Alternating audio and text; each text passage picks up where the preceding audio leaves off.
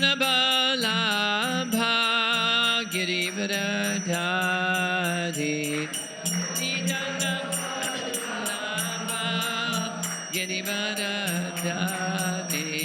Gopijana Balabha Girivardhari Gopijana Balabha Girivardhari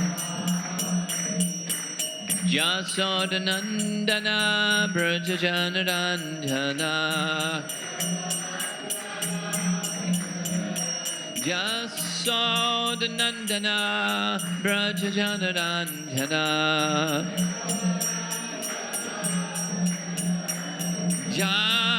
Jamunatira Vanachadi Jamunatira Vanachadi Jaya Radha Madhava Kunja Bihari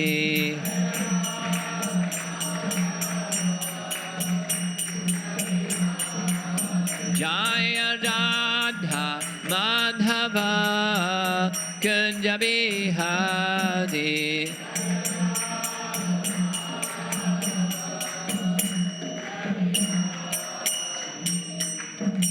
Jaya Vishnupad Paramahansa Parivedakacharya Astatara Satasi Srimad His Divine Grace A.C. Bhakti Vedanta Swami Srila Prabhupada Ki Ananta Koti Vaishnavarinda Ki Shri Ram Nomi Mahamahotsav Ki Jai. Gaur Premanandi.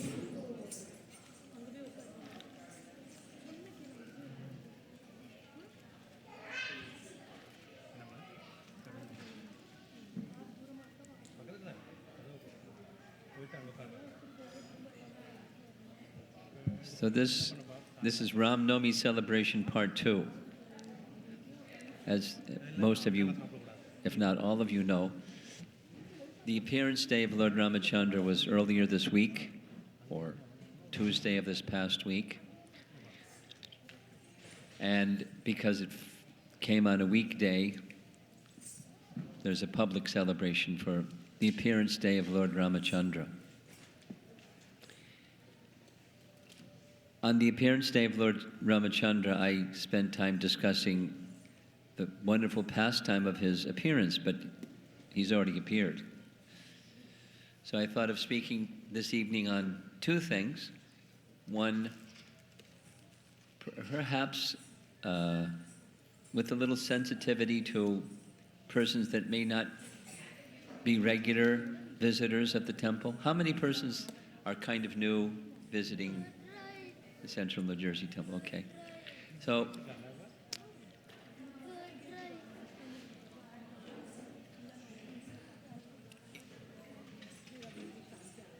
in our line, we're followers of Madhvacharya, Brahma, Madhva, and Chaitanya Mahaprabhu. So, particularly amongst the followers of Chaitanya Mahaprabhu, which is our position, there's a lot of emphasis on Krishna. Of course, throughout India, there's a lot of emphasis on Krishna. Of course, there's places in India where there's a lot of emphasis on Ram. But in our line, abundant. The Srimad Bhagavatam is our primary source of scriptural knowledge. Srimad Bhagavatam and Bhagavad Gita. And that prominent position that they have has something to do with the position that Krishna has in relation to all the avatars. Just especially for those of you that are a little newer here. Srimad Bhagavatam is described by other Vedic texts, particularly the Puranas, as the Amala Prana or Amala Pramana. The primary means the spotless Purana, spotless in the sense that no mixture of the modes, no rajas or tamas, not even Sattva, because sattva has some tinge of goodness, passion.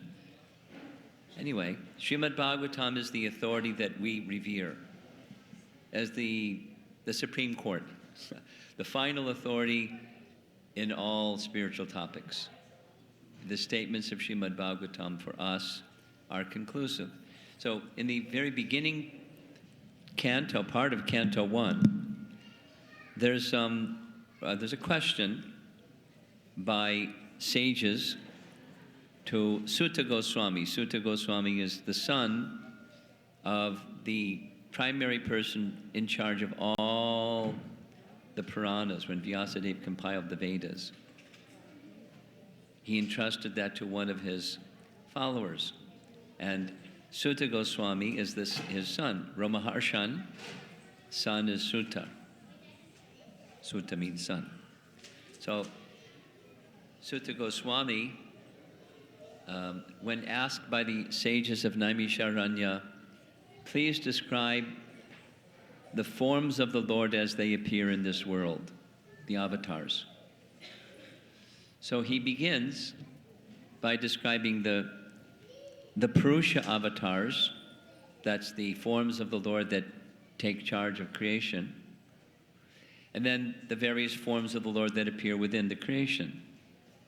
Lord Ramachandra is listed, even Krishna is listed, Krishna and Balaram, and so many of the primary Leela avatars and others.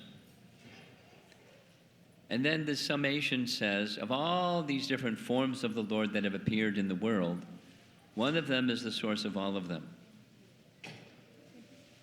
And that one that's the source of all of them, according to Srimad Bhagavatam, is Swayam Bhagavan Krishna. Swayam Bhagavan Krishna is the original form of the personality of Godhead in the spiritual world. From him in the spiritual world, other forms of the Lord appear as his expansions. Therefore, there's so much emphasis in Srimad Bhagavatam on Krishna. But there's many chapters, not a full canto, but many chapters on Lord Ramachandra that appear in the 9th canto. Krishna's 10th canto is very long, and the section about Lord Ramachandra is not as long. And the reason for that is that the personality of Godhead, Krishna, Swayam Bhagavan Krishna, is the original personality of Godhead, once again. The avatari from whom all avatars come. Avatari is the source of all avatars, and all the avatars that appear in this world, one amongst them is the source of all the others.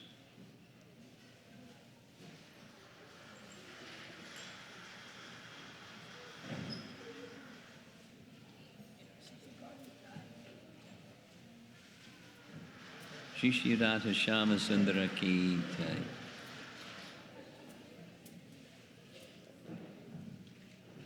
So this is just the first part of 2 parts of what I want to describe this evening. When we observe Ram Navami, who is it that we're observing the appearance of? Just like we might have a birthday party for somebody or something. Who is this personality, Lord Ramachandra? He exists eternally in the spiritual world. And from time to time, just like Krishna says, yada yadahi dharma shaglani, when there's discrepancy in dharma, from time to time he appears. And one of those appearances is Lord Ram. And Lord Ram, in other words, Lord Ram has his eternal abode in the spiritual sky. I'm pointing up here, the spiritual sky. And the spiritual sky is far beyond this cosmic manifestation. There's a very nice verse in Brahma Samhita that says, Golokanamni nijadamni talecha tasya devi maheshu haridama suteshu teshu te te prabhava nihatash vihatash chayena Govindamadi Purusham Tamaham Bhajami, indicating there's various abodes or manifestations of places of residence according to different positions of elevation.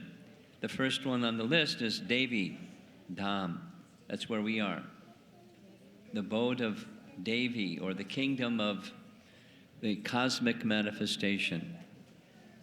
And above this abode of the cosmic manifestation is Mahesh Dham. According to Brahma Samhita, Mahesh Dham is beyond the cosmic manifestation. So each universe, within the universe there's planets, planetary systems, upper, middle, lower. And then there's layers of the universe, 7 layers, each one 10 times greater than the other. The layers of the universe, the shell of the universe is huge. And then beyond that shell of the universe is the abode of Mahesh, or Shivadham. And Shivadham is not yet in the Brahmajyoti, because in the Brahmajyoti is Haridham. So now we have 3. Devi Dham. Above Devi Dham is Mahesh Dham. Above Mahesh Dham is Haridham. That's where the Vaikuntha planets are. And in that Haridham, topmost of all the Vaikuntha planets in Haridham is Ayodhya Dham. Topmost in a spiritual hierarchy sense, not in a geographic sense or a vertical sense, but the intimacy, keeping it very simple, the intimacy of relationships or the eternal pastimes of Lord Ramachandra in Ayodhya are not found in Vaikuntha. Can you imagine, for example, Lord Narayan having a mother and father? No such thing. He's Narayana. And the relationships, in Vaikuntha, the goddess of fortune, Lakshmi, is always at the feet of Narayana, worshipping the feet of Narayana. But Sita is doing so many things that the point, without elaborating because of time, there's a apparent personal-like feature, even human-like feature of Ram's pastimes that we don't find in Vaikuntha. In Vaikuntha, the Lord is manifesting all spiritual opulences in full, Aishvarya, opulence, spiritual opulence. So much so, the residents of Vaikuntha see him with awe and veneration, splendor and opulent. That's the mood, because he's Narayana.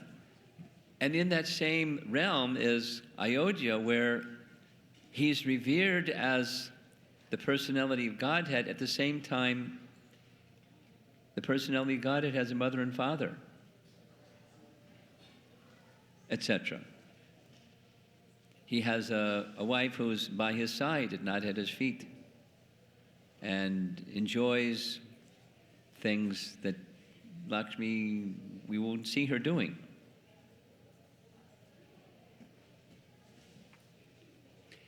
That same personality of Godhead appears in this world. The point is, he's not mortal. Although he, in his pastimes in this world in particular, part of the sweetness and attractiveness of Ram's pastimes is he appears like one of us. In fact, along with reestablishing Dharma, he's doing something else. He's setting the standard of an ideal king. And a king is a worldly person. And Ram isn't a worldly person, but he's behaving as if he's a worldly person, upholding Dharma. When he gives his word, he keeps his word. When his father says, go to the forest, he goes to the forest. When his father says, do whatever Vishwamitra says, he does whatever Vishwamitra says. Even he has some hesitation, like the first demon that Ram had to kill was a woman. Same thing happened in Krishna's Leela. The first demon killed by Krishna was Putana. So, Tataka, Ram was hesitating. Vishwamitra said, don't hesitate. The night is coming, and demons become tenfold more powerful at night. Slay her immediately. The upholder of Dharma is the ideal king. Ekapatni Vrata, having only one wife.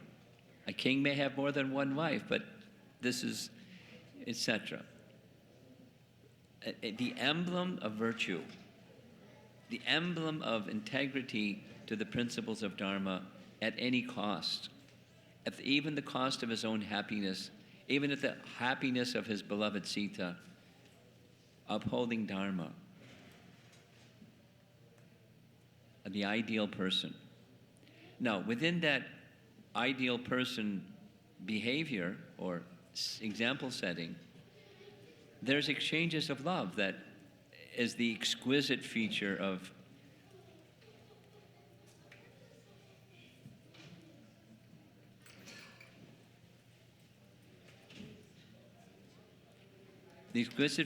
Lord Ramachandra's pastimes.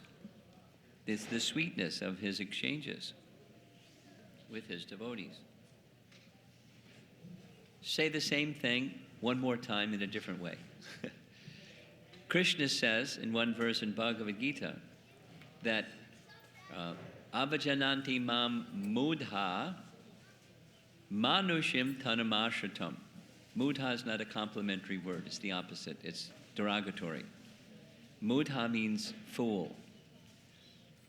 Those persons are fools, mudhas, who think manushim tanam ashratam, that I've assumed this manu-like form, human-like form.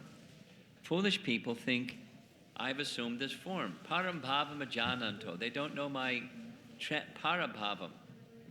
They don't know I've come from the spiritual world. And when I've come into this material world, I come in my spiritual form. I don't have a material body. Krishna has a spiritual form. His form is all spiritual. He showed it.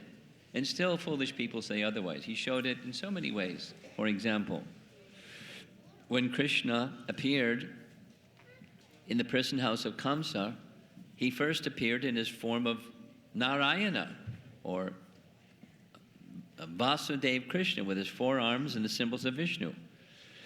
And he specifically said, I've appeared in this form so you don't make the mistake of thinking I'm your son. I'm Lord Vishnu, please. See? I'm Lord Vishnu, I'm not your son. But they had parental affection, and so he, at their request, assumed a childlike form. So he became their child, because how do you cradle Lord Vishnu? How do you hold him in your arms? So he assumed a childlike form to reciprocate with the parental affection of Vasudeva and Devaki. Yes? Similarly, Lord Ramachandra, his form is not, it's human-like, but it's not mundane, it's not made of matter, it doesn't undergo the transformations, birth, death, disease, and old age. It's not like that. He appears in this pretty amazing way. Probably you heard. But there's a pastime connected, just like there's a pastime connected with Krishna's birth. And the pastime is 4 manifestations of Lord Vishnu appeared. Vishnu Duta, a form of messenger of Lord Vishnu, appeared from the sacrificial fire of Rishishringa. Vishnu Duta, saying, I'm a messenger of Vishnu, he sent me here. Here's this payasam. Please accept it. Give it to your 3 wives, and you will bear children. They will bear children. And he specifically said, these are forms of Lord Vishnu that will appear as your son. So there was a pastime connected with the appearance of this avatar, Lord Ram, and his 3 brothers.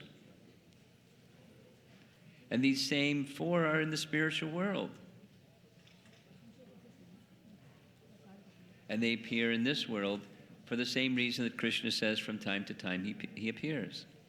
Pritranaya sadhunam vinashaya shaduskritam dharma sangsthapanartaya sambhavami yuge yuge.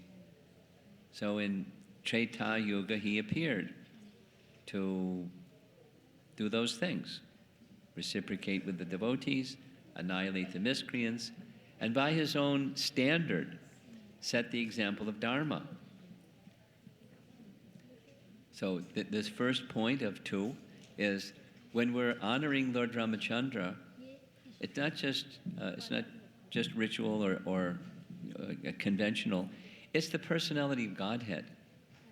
We're honoring, what a wonderful thing. The personality of Godhead appears and performs wonderful pastimes. That's the person that we're honoring the appearance day of. And so the pastime section that I wanted to describe, I've never been to Ayodhya before. How many here have been to Ayodhya? Nice. Well, I'll be right behind you, just making a visit. During Kartik month. You've been? Really? This young boy? No, this young boy is enthusiastic. No, right behind you. He's just waving. Okay. So I've never been to Ayodhya, but I'm going to go with a group of devotees. And we're going to visit Naimisharanya also, the place where Srimad Bhagavatam was spoken. Then Ayodhya, just after Diwali, because it'll be crazy in Ayodhya during Diwali. And then we'll also go to Chitrakoot.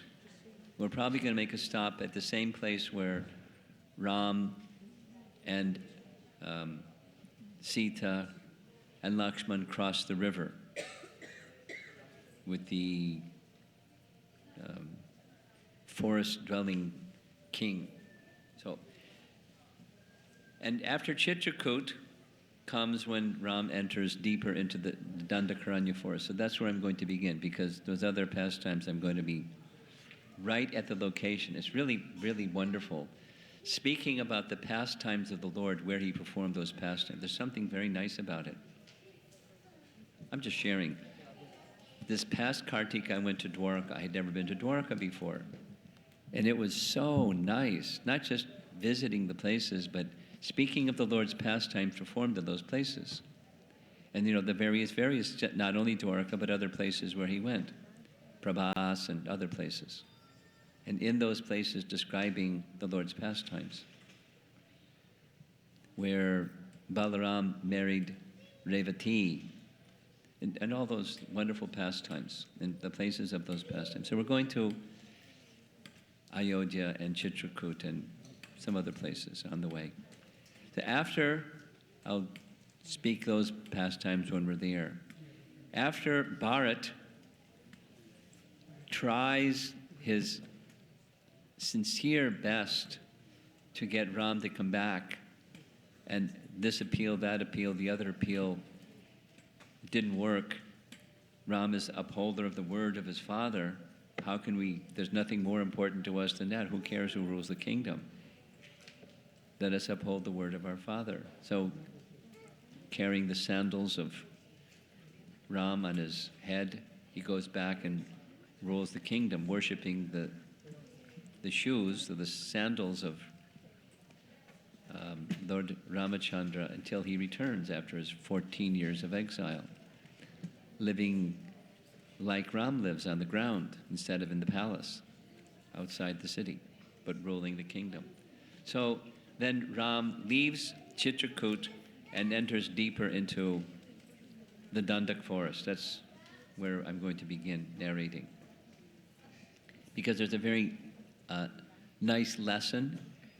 Filled with the Lord's pastimes are many, many lessons in standards of conduct and etiquette and values of life.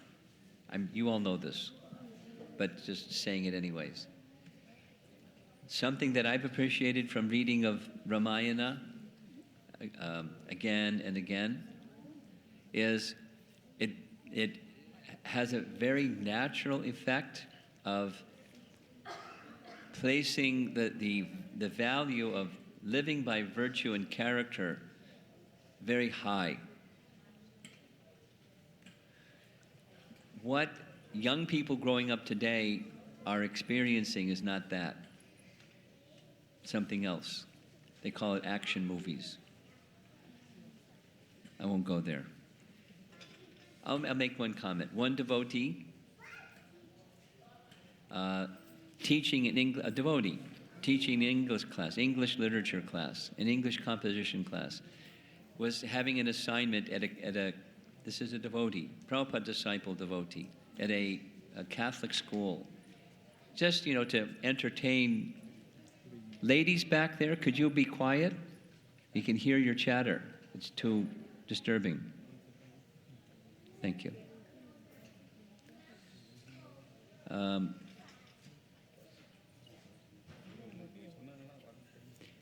He asked the students, what's your essay going to be about? And this one said this, and that one said that, and one boy said, I want to write an essay about killing my father. And the devotee teacher said, do you think that there might be some consequences if you actually did something like that? And instantly the boy said, look, I've seen so many murders on television and in movies. It means nothing to me. If I thought I could get away with it, I would do it. That's the media of modern culture instead of ethics and virtue and morality and standing by high character. Prabhupada told, more than one occasion, I heard it twice, probably said it many times, from his childhood growing up, there was never such a thing as a public gathering, whatever it was, that some part of it did not have Ramayana Katha or Mahabharat Katha or Bhagavad Katha. Every public gathering would have that as part of it. And so, because of that culture, people would naturally imbibe the virtue of the ideal personalities found in these literatures or in the narrations. Naturally, virtue and character and respect for God was passed on just by that cultural presentation. Now it's different, without detailing. So we've all heard these stories so many times. Hear them again and hear them again and hear them again, and create circumstances in your home and in other gatherings where they're heard again and again, because it helps bring culture, just like this very nice dance performance. Young girls, a lot of discipline to do the movement that they're doing, but it establishes and inculcates using gifts that God has given you to glorify God. It's very, very nice and natural. So, Ram enters the forest after leaving Chitrakoot. And the first chapter in Valmiki Ramayana, after he leaves Chitrakoot, is a very picturesque description of forest life and the appreciation of Sita for the scene in the forest. She says to Ram, you know how much I loved of all the features of Dasarath's palace, I love the gardens the most. And now everywhere is a garden. And just look, see these beautiful trees with the beautiful flowers, and see the deer and the sounds of the birds and the flowing of the streams. And it couldn't be better, basically, is what she's saying. This isn't a difficulty. This is a couldn't be better experience. I'm so happy. And then they continue that exchange. Ram is happy that she's feeling so happy. They come in the afternoon to a hermitage. And the scene of the hermitage with cloths hanging and deerskin and the smoke from the sacrificial fire and the sages undergoing their ascetic practices, and very idyllic, very mode of goodness, quite different than the capital city of Ayodhya. The sages recognize, here is the son of Dasarath, and they receive him very warmly, honor him in traditional ways, and they sit and have exchanges with him. They offer him meal and a place to rest, evening discussions on spiritual topics. In the morning, Ram, Lakshman, and Sita, they perform their morning duties. The sages asked him to say. Ram says that he wishes to continue. They recommend that he goes to the hermitage of Sharabhanga.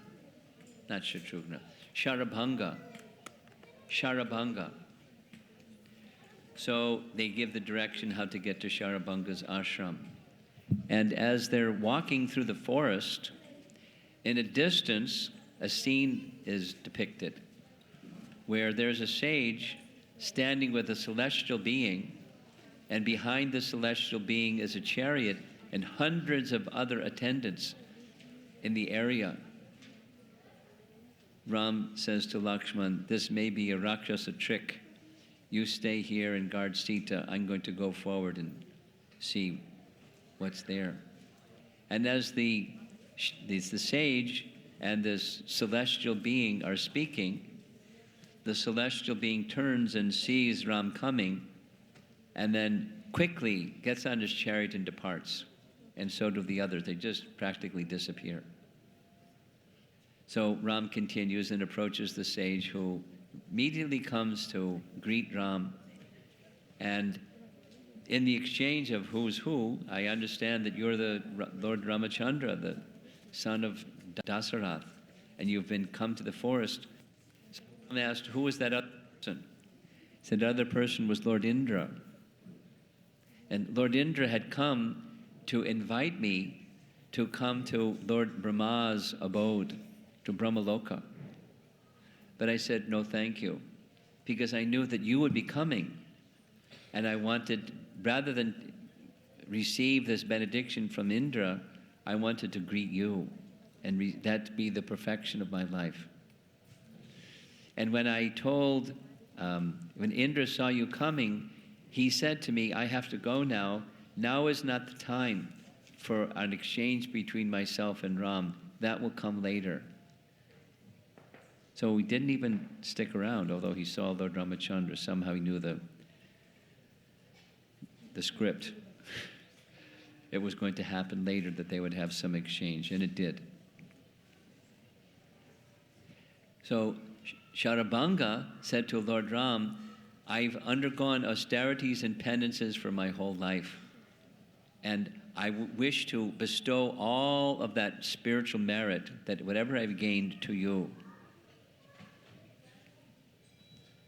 And Lord Ramachandra said, you're most merciful, but merit should come of its own.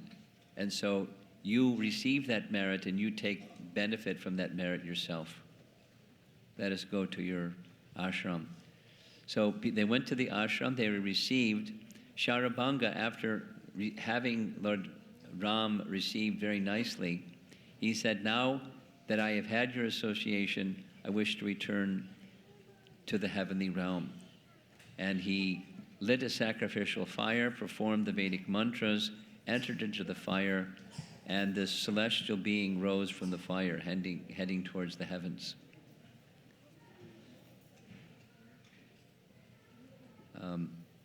In the course of remaining there, there were discussions, again, on spiritual topics. And in the course of staying there, Ram saw a stack of bones behind the ashram, big bone pile. He asked, what's that? And the sages said, oh, that's the remains of sages that have been devoured alive by Rakshasas. We appeal to you, please give us protection. You're the son of the king. It is the duty of the king to give protection to all citizens, particularly the Brahmanas, please give us your commitment that you'll help us and free us from this disturbance. So Ram took a vow that I will do this. This is, although I'm in the forest, it's the duty of a king, I take my vow, I'll give you protection. They spent the night, and the advice of the Sharabanga ashram residents was, go to the residence of Sutikshna, another great sage. They gave directions how to get there. Ram went. Again, a similar set of exchanges with Sutikshna, and just being sensitive about the time. There's details in each of these exchanges in Ramayana, largely giving us the flavor of what's called in Sanskrit Brahmakarya.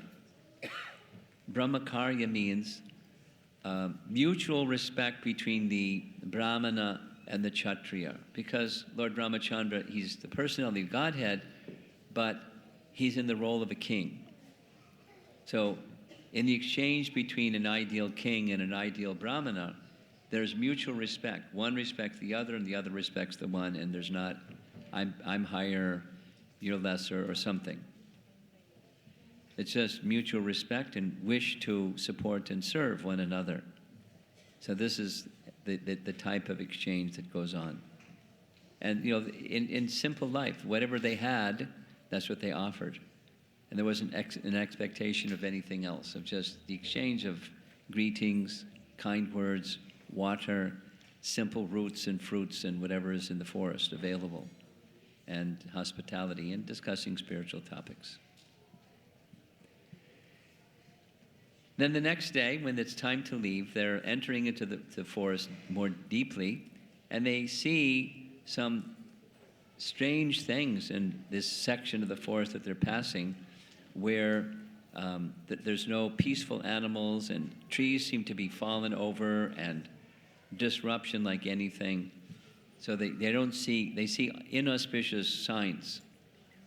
And then all of a sudden, this giant Rakshasa appears in the midst of this disheveled forest scene. The Ramayana describes him as big as a mountain, with a huge cavernous mouth, and roaring as he lumbers through the forest. And it's Virad. And Virad sees the three, Sita, Ram, and Lakshman, and he comes roaring, how dare you enter into my forest? And he grabs Sita, because he's a giant being. He grabs Sita and holds Sita up like this, like King Kong or something. And says, who are you, breakers of dharma, wearing deerskin and matted locks, but carrying bow and arrow and sword? What kind of disgrace are you for the position of sages in the forest? My name is Virad, and I shall devour you in a moment. And then he asks who they are. He inquires. And Ram says, I'm the son of Dasarath, the ruler of the world, whose capital is in Ayodhya, and he has requested me to come to the forest for some years. So I'm here, and I'm here to protect the Brahmanas from persons like you. And who are you? And he then gives his little history. He says he's the son of Java and his wife Shatarada. And I've done austerities as a Rakshasa. I've done austerities so severe that Lord Brahma came and gave me the benediction, so he gave the hint already, that I can't be killed by any weapon. I can't be pierced by any weapon, and I can't be cut by any weapon. I'm invincible. Now, you're sons of Dasarath.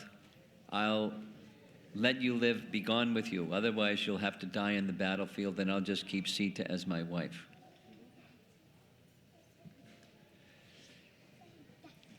Ram hears these words, turns to Lakshman, and says something to the effect that, just see, Lakshman, how can I can bear any difficulty, life itself, but seeing Sita in the grip of this Rakshasa personality, it's horrible. Lakshman says, you're a hero. What are you speaking like this? You're the personality of Godhead. Let him have it.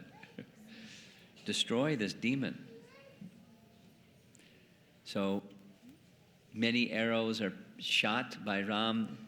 Virat's body is pierced like a pin cushion with so many arrows. And he just yawns. And all the arrows fall off. And he puts Sita down, being pierced by them, and he grabs with one hand Ram, the other hand Lakshman, and starts heading off into the forest. Ram says to Lakshman, let us just let him take us where he likes, that will be our path. Sita sees them disappearing into the forest and she cries, Ram, Lakshman, the forest is very dangerous. There's many lions and jackals and dangerous creatures. Don't leave me like this. Ram, protect me. So Ram turns to Lakshman, we have to stop this demon. Take your sword and chop his arm. And they break this arm and break that arm, and he comes crashing. And then, they try to chop him into pieces, but he can't be, he's bleeding, but he's not dying.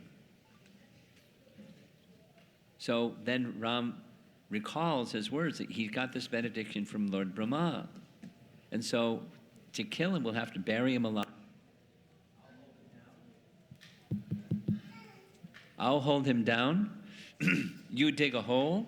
We'll push him in the hole and cover the hole. So Ram puts his foot on the body of Virat.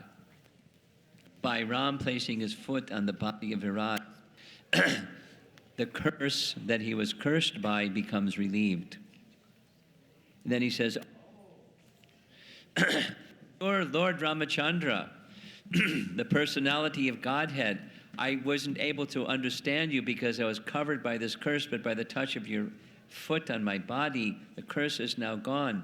In my previous life, there was a curse given to me. I was a Gandharva named Tumburu, and I was given the service by Kuvera to give protection and see to the needs of one celestial damsel named Rambha. And I was neglectful, at least in the view of Kuvera, and so he cursed me that I would take birth on earth as a demon, Rakshasa. And so I did. But now that you've touched my body, that curse is gone.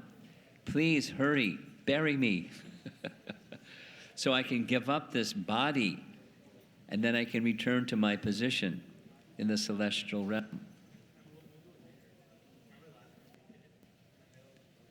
So that's what happens. He gets buried, and this Gandharva body flies through the sky and returns to his previous position, Tumburu.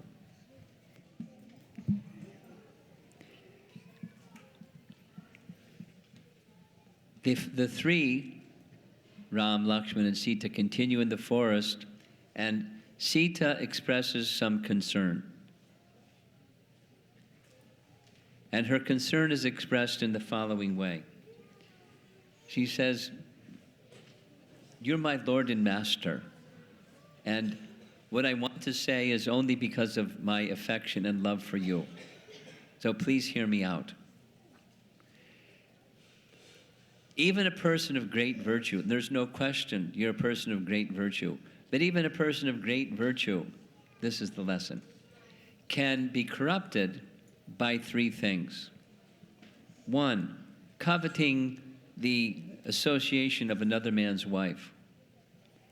Two, falsity. And three, becoming corrupted and by the misuse of power invested in them. Now, I know the first two are not possible for you.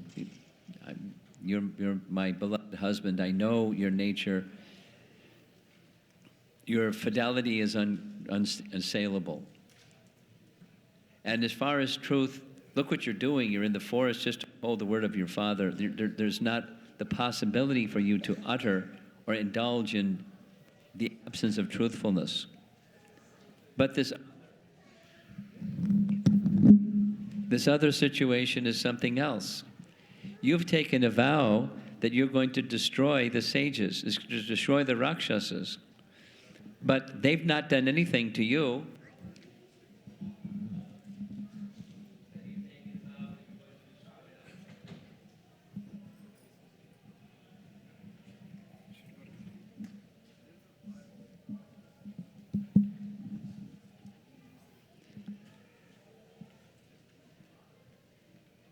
And so let me give an example of what my concern is. There was a sage, she tells a story. There was a sage that lived in the forest, and it was becoming very, very powerful due to his austerities. Lord Indra became concerned. Maybe the sage is interested in taking over my post in the heavenly realm. So he made a plan. Indra came as a worldly king, carrying a sword, walking through the forest where the sage lived. And when he came to the sage, he said, "Oh, my dear sage, I'm a king in a nearby country.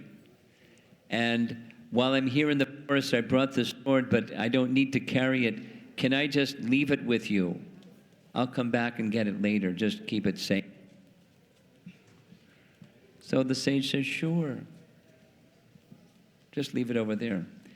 But because he's a sage, he had to keep his word, so by his truthfulness, when he went to take his bath, he was carrying the sword. When he went to gather wood for his yajna, he would take the sword. When he went to gather edibles, he would take the sword, and he became used to carrying the sword. And then one fine day, he used the sword when out of anger, he saw something with some animal, and he chopped the animal. And the sage's strength was gone. Indra was successful. He broke down the power of the sage because he had something very powerful in his hand and he misused it. He fell from his position. So similarly, Ram, we're in the forest. We're taking this vow of asceticism, but you have bows and you have arrows and you've taken a vow that you're going to kill Rakshasas, and they haven't transgressed us yet. But you've taken a vow you're going to kill them. So my concern is power, if not used appropriately, can destroy even a person of virtue. And she fell silent. Ram was very pleased. He said, "No one speak like this except you, from the position of your love for me. But please understand, I've already given a vow. I can't go against my vow. And also, it is the duty of a king. Yes, we're in the forest, but it's the duty of a king to give protection. And you saw the stack of bones. These sages that are living a life of asceticism and purity are being harassed and destroyed and eaten alive by these Rakshasas. It's the duty of a king to give protection. I'm the son of Dasrath in the line of Ikshaku. I must do this." Now and then finally he said, "Because you have confidence in my truthfulness, I'll take another vow. I will never use my prowess in any way other than upholding the principles of Dharma. I give you my vow. Now are you happy?" "Yes, I'm very happy." Not that she had any doubt that he might do otherwise, but it's so that a lesson, very important lesson, and we're ending with this, coming very early in Ram's pastimes in the forest, is virtue is something that everyone should cultivate. And we should also be aware that virtue standing alone is not enough. Virtue can be taken away by falsity, by coveting another man's wife, or by being invested with some power and becoming intoxicated with that power or abusive with that power, deviating from principles of Dharma. So we're protected if we stay within the codes of Dharma. Dharma, Raksha, Rakshataha. And this is the pastimes of Ram. He's showing the ideal, how powerful is Ram. Incredibly, unstoppably powerful. He demonstrated it again and again. And he would never use it other than in a dharmic way. This is Lord Ramachandra, the ideal king. And many, many other of the all attractive human-like pastimes of Lord Ramachandra teach us standards of morality and standards of good conduct and standards of virtue. It's very inspiring, very, very valuable for whole society. It'd be nice if it was required reading for 9th grade literature class. Lessons from Ramayana. I don't think that's going to happen in the West. So it needs to happen in your home. And it needs to happen through the course of other training and education programs for ourselves and for our children in Krishna consciousness, so that in a very natural, God-given way, virtue and character is done. So I think I'm going to end because the battery is dead. Shri Lord Ramachandra ki jai. Hare Krishna.